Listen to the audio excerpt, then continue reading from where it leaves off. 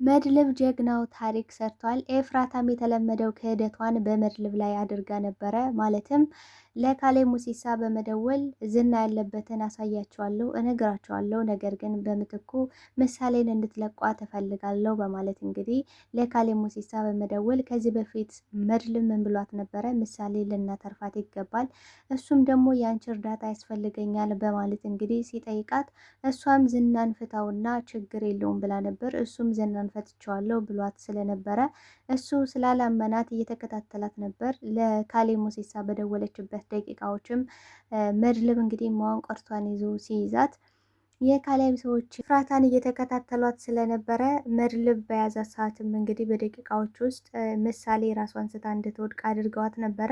አጋቹም ለምሳሌ ምን ብሏታል? ምናልባት ነገ ልትወጪ ትችያለሽ፣ ከዚህ የምትወጭበት ቀን ሩቅ አይደለም ብሏት ነበረ ማለት ነው። እንግዲህ መድብልም ለቅድስት ምን ብሏታል? ምሳሌ ነገ ከኛ ጋር ትበላለች፣ ነገ ከኛ ጋር ናት፣ ቃል እገባልሻለሁ ባላት መሰረት ቃሉንም ፈጽሞ ይገኛል። ቅድስትም በዚህ ሁኔታ በደስታ ፍንድቅድቅ ብላ በደስታ ነው የምትገኘው።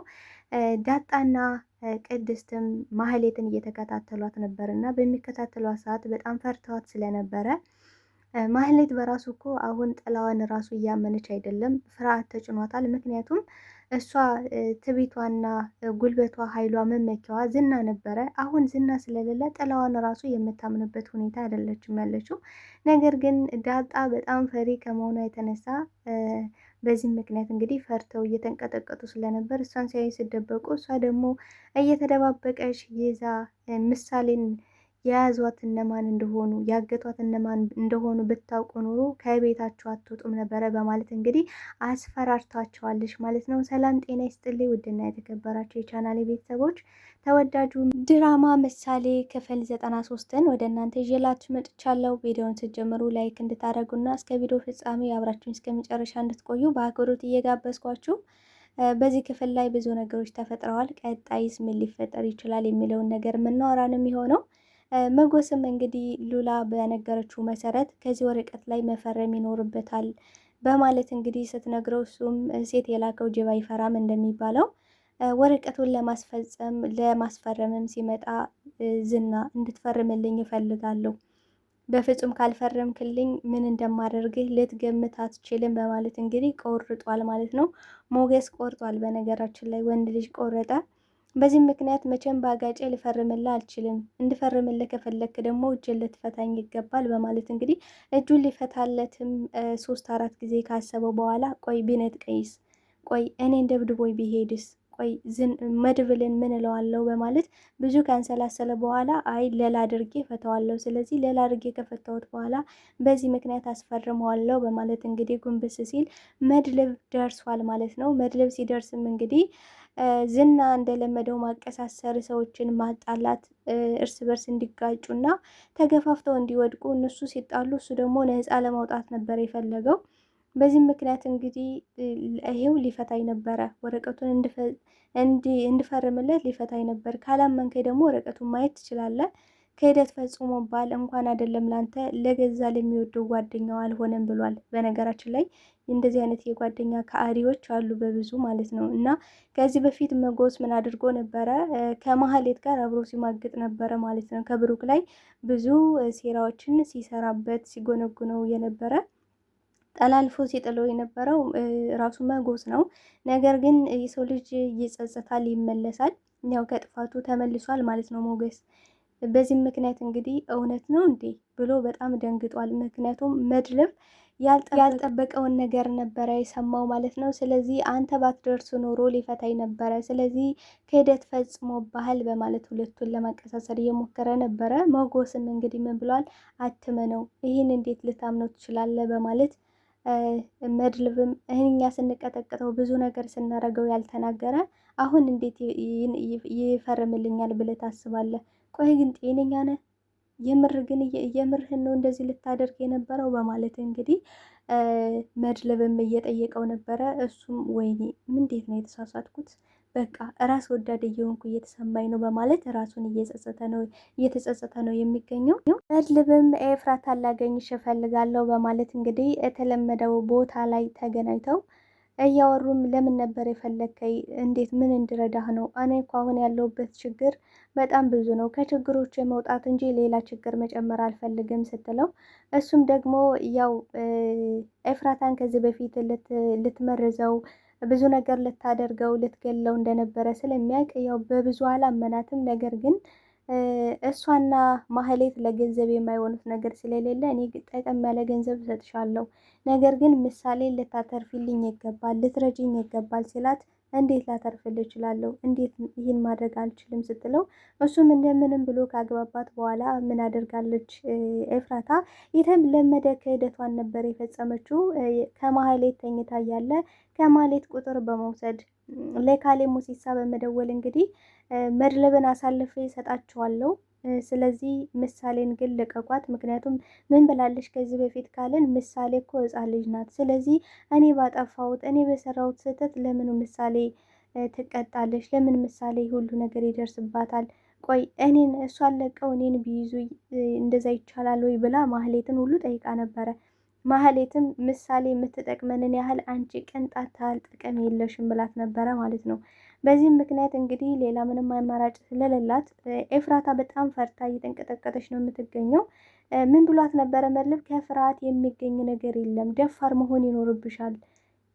ህይወትሽን ለመቀየር ገንዘብ ማግኘት እስካለብሽ ድረስ ድሃ ሆነሽ ስታኪ መኖር ስለሌለብሽ በዚህ ምክንያት እንግዲህ ስትፈሪ ስትደነግጪ በችግርም ስታኪ ከምትኖሪ መቀየር ይኖርብሻል ስላት እሷም እሺ ብላ ነበረ። ነገር ግን ከጎን ሴራዋን ነበር የሰራሽው። ማህሌት እንግዲህ ተኝታ ባለችበት ሰዓት አሻራውን ከፊቷ በመውሰድ እንግዲህ ስልኳን ከፍታ ለካሌብ ሙሲሳ በመደወል መድብልንም አሳልፋ እንደምትሰጠው ዝናንም እንደሚመልስላትና ምሳሌንም እንደሚለቃት ነበር የተናገረው ካሌብ። ነገር ግን ካሌብ ሙሲሳ ቃሉን የሚጠብቅ ሰው አይደለም። ምክንያቱም ካሌብ የሚፈልገው መድብልንም ኤፍራታንም የሚፈልጋቸው ለሞት ነው። ሁለቱም ምንም ለሱ ምንም ናቸው። ምክንያቱም ሁለቱም ካዲ ናቸው ብሎ ነው የሚያስበው። ኤፍራታ ካዲ ናት ብሎ ነው የሚያስበው። መድብል ደግሞ ብዙ ወንጀሎቻቸውን ስለሚያውቅ መድብልን ማጥቃት፣ ማሸነፍ፣ መግደል ነው የሚፈልገው። ስለዚህ ኤፍራታ እንዲህም አደረገሽም አላደረገሽም ከመገደል ወደኋላ የምትልበት ነገር የለም። ነገር ግን እሷ ይሄን ስላደረግኩ አሳልፌ ከሰጠሁት ነፃ ወጣለሁ ብላ ነበር ያሰበችው። ግን በፍጹም ነፃ ልትወጣ አልቻለችም። እንዲያውም ሌላ ችግር ውስጥ ነው የገባችው። ልትገምተው ልትጠብቀው የማትችለው ችግር ነው የገጠማት ማለት ነው። ኤፍራታ ልትጠብቀው ያልቻለችው ነገር ምንድን ነው? ቀለል አድርጋ አይታው ነበር። መድብልን ቀለል አድርጋ ነበር ያየችው። ነገር ግን እሱ ስልኳን ጠልፎ የምታወራውን እያንዳንዱ ነገር እየተከታተላት ስለነበረ በዚህ ምክንያት እንግዲህ ለካሌብ ስትደውል ተከታትሏታል ማለት ነው። መድብል ተከታትሎ ማንቆርቷን ይዞ ሲይዛት እሷን ደግሞ የሚከታተሏት ሌላ የካሌብ ሰዎች ነበሩ። እሷ በተያዘችበት ደቂቃም እንግዲህ ምን አድርገዋል? ለምሳሌ ራሷን ስታ እንድትወድቅ አድርገዋል።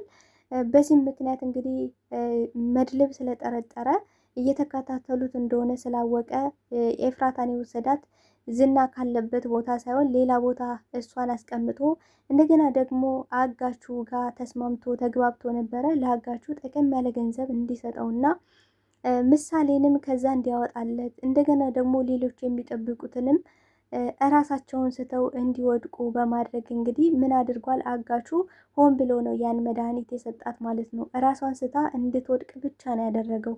ምክንያቱም ካሌብ ሙሲሳ ምን ብሏል? ኤፍራታ ከተያዘች ዝናም ካልወጣ ምሳሌ መወገድ አለባት ብሎ ነበረ። ስለዚህ ምሳሌ የተወገደች ለማስመሰል ደግሞ ምን አድርጓል? እራሷን ስታ እንድትወድቅ አድርጓል ማለት ነው። በዚህም ምክንያት ምን ብሏል ካሌብ? እችን ልጅ አውጥታችሁ ጣሉልኝ፣ ምክንያቱም በህይወት እንደሌለች ነው የሚያውቀው። በቃ ራሷን ስታ ወድቃለች። ልክ በህይወት እንደሌለ ሰው ነው የሆነችው አሁን ላይ። ስለዚህ አውጥታችሁ ጣሏት በማለትም ሲናገር አጋቹም እንግዲህ ወስዶ ለመድብል ቃል በተገባቡት መሰረት ለመድብል አስረክቧል ማለት ነው። መድብልን በጣም ደስ ብሎታል። ወይኔ ምሳሌዬ፣ እኔ እኮ በህይወት ማገኝሽ አልመሰለኝም ነበር፣ ያደራ ልጄ ነሽ በማለት እንግዲህ በጣም ደስ ብሎታል። ነገር ግን ብዙ መስዋዕትነትን ከፍሏል። ቅድስትም ምሳሌን የማታመጣልኝ ከሆነ ወደ ክፍለ ሀገር ወደ ቤተሰቦች እሄዳለሁ፣ እኔ እኮ ቤተሰብ አለኝ፣ ጋሼ የለ፣ ምሳሌ የለሽ፣ እኔ ከዚህ ለምን ብዬ እቀመጣለሁ ስትል ነበረ። በዚህም ምክንያት እንግዲህ ምን ብሏት ነበር? መድብል ልታምኘኝ ይገባል፣ ምሳሌን አመጣልሻለሁ መኝኝ፣ ነገ ማታ እራት አብረን ነው የምንበላው ብሎ ቃል ገብቶላት ነበር። ቃሉንም እንግዲህ በሚገባ ፈጽሟል ማለት ነው። ይህን ስትል በሰማች ሰዓት ዳጣም በቅድስት ላይ በጣም ተናዳባት ነበረ። ምክንያቱም ቅድስት እንዳልኳችሁ ወደ ገጠር እሄዳለሁ እነሱ ከዚህ ከሌሉ እኔ ከዚህ ምን እሰራለሁ በማለት እንግዲህ ስትናገር ነበረ። እንግዲህ ዳጣም ቆይ አንቺ ልጅሽ ብትሆኝ እንደዚህ ትናገር ነበር የምር ማለት ቡራ ያለበት ነገር ሳናቅ እንደገና ደግሞ ምሳሌ አሁን ላይ ምን ሁኔታ እንዳለች ምን ውስጥ እንዳለች የት እንደገባች ሳናቅ እንዴት ነው ይህን ሁሉ ሳታቂ እሄዳለሁ ብለሽ እምትይ ብላ በጣም ስትናገራት፣ በዚህም ሁኔታ እንግዲህ ቅድስት አዝናለች ማለት ነው። ምክንያቱም እንዴት ነው እንደዚህ ላስብ የቻልኩት? በጣም ይቅርታ፣ እኔ እኮ እንደዚህ ለማለት ፈልጌ አይደለም፣ ግን ደግሞ ያለ እነሱ እኔ ምን ህይወት አለኝ? እዚህ በቃ የራሴን ህይወት ሂጄ እኖራለሁ ብዬ አስቤ ነው ብላለች ማለት ነው። ምክንያቱም በችግራችሁና በከፋችሁ ሰዓት ባዘናችሁ ሰዓት ጥሏችሁ የሚሄድ ሰው አይደለም እውነት ለመናገር። በእርግጥም እሷ ያለችው ከዛ ቤት ለምሳሌና ለብሩክ ብላ ነው ማለት ነው። ብሩክን ያው ስለምታፈቅረው ነው። ምሳሌ ደግሞ እንደ ልጇ ስለምታያት ነው። ግን ደግሞ ብሩክ ማለትም መድለብ ያለበት ሁኔታ ሊያሳዝናት ይገባ ነበረ። ማህሌትም እንግዲህ ኤፍራታ መያዟን ስታቅም የምትገባ የምትወጣበት አታለች ማለት ነው። ቆይ በቃ እኔ ያለቀልኝ ማለት ነው፣ ቆይ እኔ ምንም አይሳካልኝ ማለት ነው በማለት እንግዲህ የምትይዘው የምትጨብጠው ነገር አታለች። ካሌ ሙሲሳም እንግዲህ ለማህሌት በመደወል ቆይ እናንተ ግን ምን አይነት ደደቦች ናችሁ? ቆይ አንድ ነገር በህይወታችሁ አሳክታችሁ አታውቁም? ዝና ግን ምን ያህል ነው ያዋረደኝ? እንዴት ነው ከእናንተ ጋር ሊውል የቻለው? በማለት እንግዲህ ሲወቅሳት፣ እሷም እኔ እውነት የማውቀው ነገር የለኝም፣ ይሄ ሰውዬ እኮ በጣም አደገኛ ነው፣ ይሄ ሰውዬ ብላ መጠራው እንግዲህ መድልብን ነው ማለት ነው። መድልብን በጣም ነው የሚፈሩት። እሱ ራሱ ምን ብሏል? ካሌ ሙሲሳ ከዚህ በፊት ይህ ሰውዬ በጣም ከባድ ሰው ነው፣ እንዲህ በቀላል የሚታይ አይደለም፣ የሚጠቀመው ስልክ ራሱ የተለያየ ነው እና ይህን ሰውዬ ለመያዝ ለማወቅ በጣም አስቸጋሪ ነው። ስለዚህ በዙሪያው ያሉትን ሰዎች ልታቂና ልጠቆሚ ይገባል ብሏት ነበረ። እንግዲህ የዳጣንም ስልክ እንዲሁም የሞገስን የቅድስትንም ስልክ እንድታመጣ ጠይቋት ነበረ። እሷ ግን ምን ብላለች? ስልካቸውን በአካል መጥቼ ተገኝቼ ልስጥህ ብላው ነበረ። እሱም ደግሞ ፊቴን ያየች ቀን በደቂቃዎች ውስጥ ህይወትሽ ያልፋል ብሏት ነበረ። በነገራችን ላይ ካሌብን በጣም ነው የምትፈራው ማህሌት ብቻ ሳይሆን ዝናም እንደ ጌታው ነው የሚያየው። እንግዲህ ዝና ዋና መተማመኛው ማን ነው ካልን ካሌብ ነው ማለት ነው። ስለዚህ መድብል ምንም አያደርገኝም ምንም አያመጣም ብሎ ነው የሚያስበው። አንደኛ ብሩክ በእነሱ እጅ ነው፣ ሁለተኛ ምሳሌ በእነሱ እጅ ስለነበረች በዚህም ምክንያት ተደምሮ እንግዲህ ምንም አያመጡም ብሎ እያሰበ ነበር። ግን ደግሞ አጋቹም ተራድቶታል። መድብል እውነት ጀግና ነው። የሚገርም ስራ ነው የሰራው። ከዚህ በኋላ ያኛው ካሌ ሙሲሳ መልሶ ከመድብል እጅ ነው የሚወድቀው። ምክንያቱም ከዚህ በኋላ የሚደራደረው በብሩክ ብቻ ነው ማለት ነው። ብሩክን ከለቀቀው እንደገና ደግሞ ዝናን ይለቀዋል ማለት ነው። ካለቀቀው ደግሞ የሚከተለውን ነገር ያውቃል። ምክንያቱም መድብል መኖር ወይ አለመኖር ብሏል። በቃ ነፃነቴን ራሴን የማስከብረው በክንዴ ነው፣ ወይ ወንድሜን አገኛለሁ ወይ ደግሞ ይሄን ቆራርጬ ጥለዋለሁ ብሏል ማለት ነው። ቤተሰቦች በጣም አጓጊ የሆነ ነው። በነገራችን ላይ ምሳሌ በመመለሷ በጣም ደስ ብሎኛል። ኦዲንሶች ሁላችሁም እንኳን ደስ ያላችሁ። ምክንያቱም የምሳሌ መታገት ለሁላችንም በጣም የሚያስጠላ ነበረ። አይ ምሳሌ መመለስ አለባት፣ ምሳሌ መመለስ አለባት እያልን ነበር። ነገር ግን አሁን መድብል ጀግናው እንግዲህ ምሳሌን ማዳን ችሏል።